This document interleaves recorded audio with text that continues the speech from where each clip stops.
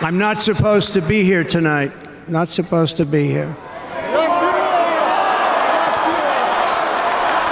Let me begin this evening by expressing my gratitude to the American people for your outpouring of love and support following the assassination attempt at my rally on Saturday.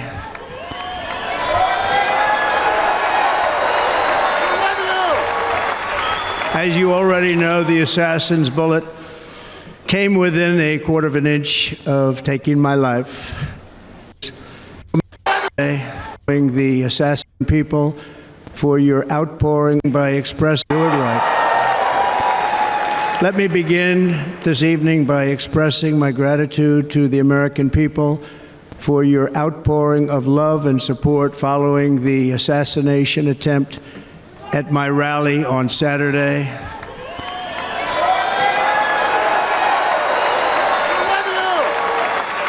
As you already know, the assassin's bullet came within a quarter of an inch of taking my life. So many people have asked me, what happened? Tell us what happened, please. And therefore, I will tell you exactly what happened, and you'll never hear it from me a second time because it's actually too painful to tell.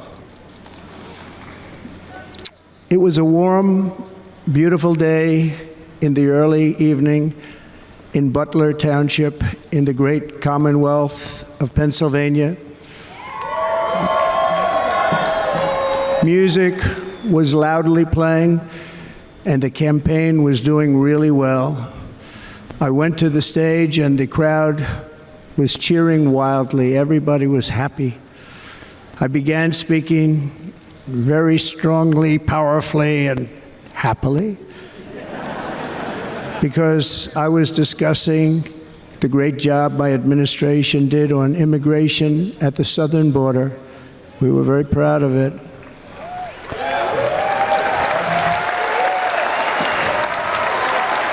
Behind me and to the right was a large screen that was displaying a chart of border crossings under my leadership.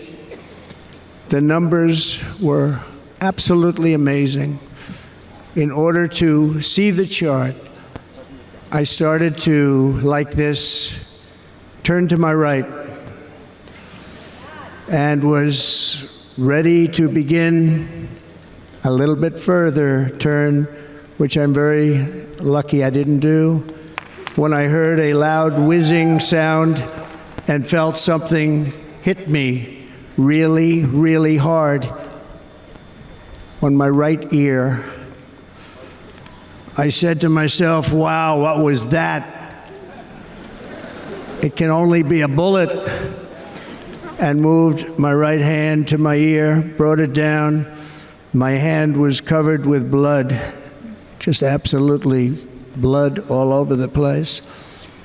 I immediately knew it was very serious, that we were under attack, and in one movement proceeded to drop to the ground. Bullets were continuing to fly as very brave Secret Service agents rushed to the stage, and they really did, they rushed to the stage.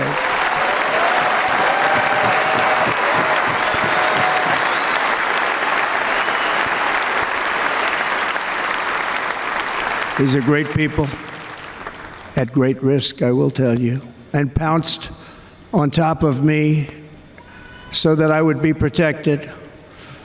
There was blood pouring everywhere, and yet, in a certain way, I felt very safe because I had God on my side. I felt that.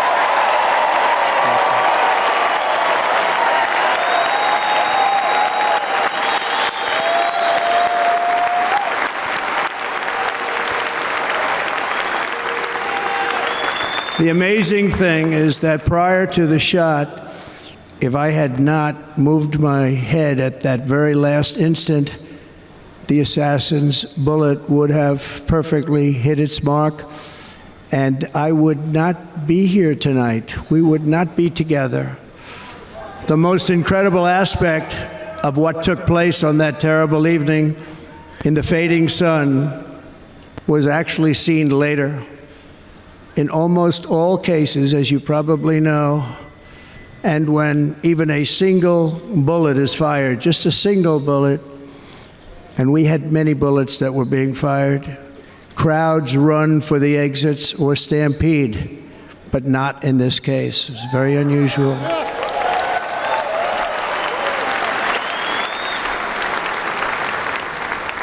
This massive crowd of tens of thousands of people stood by and didn't move an inch.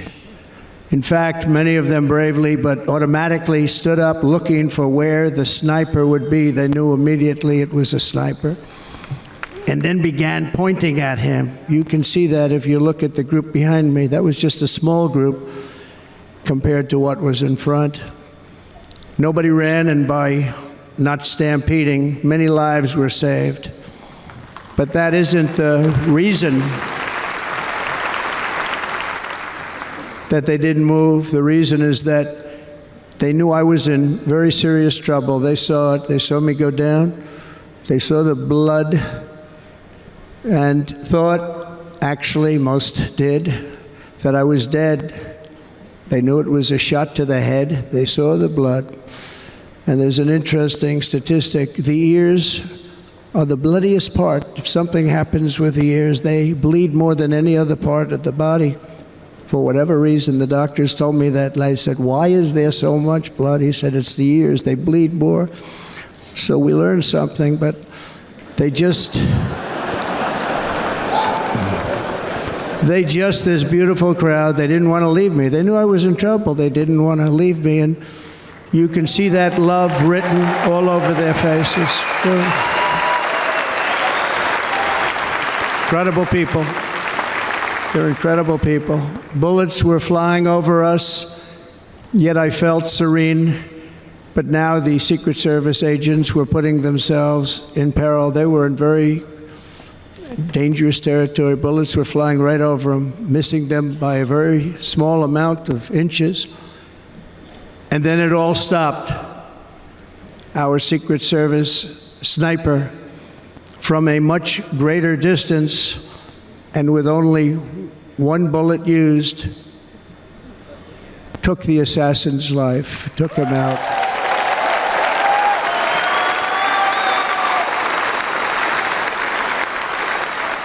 I'm not supposed to be here tonight. Not supposed to be here. Yeah.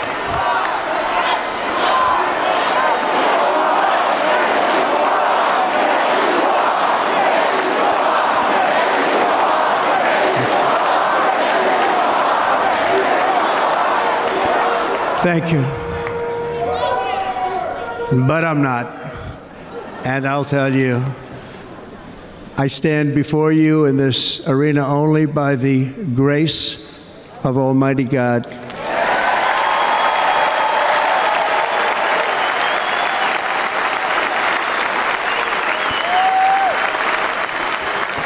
In watching the reports over the last few days, many people say it was a providential moment. Probably was. When I rose, surrounded by Secret Service, the crowd was confused because they thought I was dead, and there was great, great sorrow. I could see that on their faces as I looked out. They didn't know I was looking out. They thought it was over. But I could see it, and I wanted to do something to let them know I was okay. I raised my right arm, looked at the thousands and thousands of people that were breathlessly waiting, and started shouting, "Fight, fight, fight."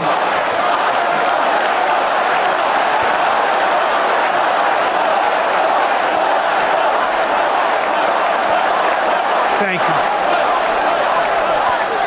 you. Once my clenched fist went up, and it was high into the air. You've all seen that. The crowd realized I was okay and roared with pride for our country like no crowd I have ever heard before. Never heard anything like it. For the rest of my life, I will be grateful for the love shown by that giant audience of patriots that stood bravely on that fateful evening in Pennsylvania. Tragically, the shooter claimed the life of one of our fellow Americans, Corey Comparator. Unbelievable person, everybody tells me. Unbelievable. And seriously wounded. Two other great warriors, spoke to them today. David Dutch and James Copenhaver. Two great people. I also spoke to all three families of these tremendous people. Our love and prayers are with them, and always will be. We're never going to forget them. They came for a great rally. They were serious Trumpsters, I want to tell you. They were serious Trumpsters, and still are. But Corey, unfortunately, we have to use the past tense. He was incredible. He was a highly respected former fire chief, respected by everybody. Was accompanied by his wife, Helen, incredible woman. I spoke to her today, devastated, and two precious daughters. He lost his life selflessly acting as a human shield to protect them from flying bullets. He went right over the top of them and was hit. What a fine man he was.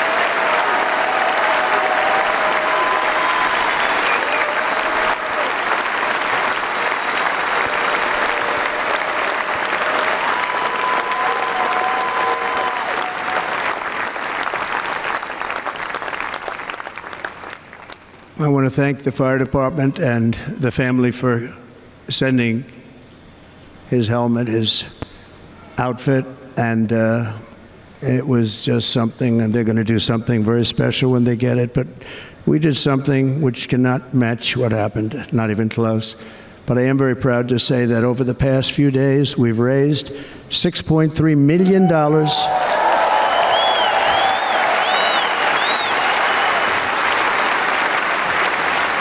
for the families of David, James, and Corey, including from a friend of mine just called up. He sent me a check right here. I just got it. $1 million from Dan Newland. Thank you, Dan.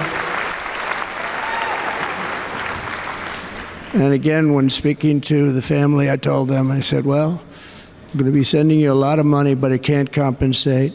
They all said the same thing. You're right, sir. We appreciate so much what you're doing, but nothing can take the place in the case of Corey. And the other two, by the way, they were very, very seriously injured, but now they're doing very well. They're going to be okay. They're going to be doing very well.